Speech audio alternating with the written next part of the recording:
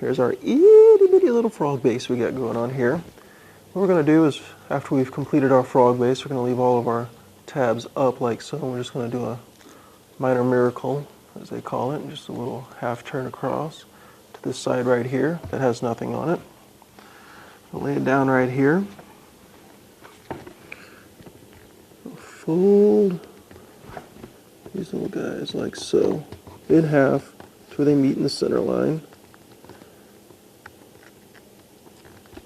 Half again as they meet into the center line. And then what we're going to do, we're just going to kind of force them open, squish them down.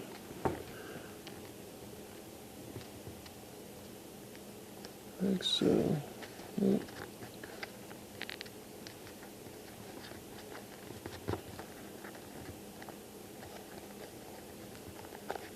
Pull this piece back up. There we go. That's my problem there. Hold it over. Take him. Squish him down. Squish him down. And then take it and repeat it on all four sides.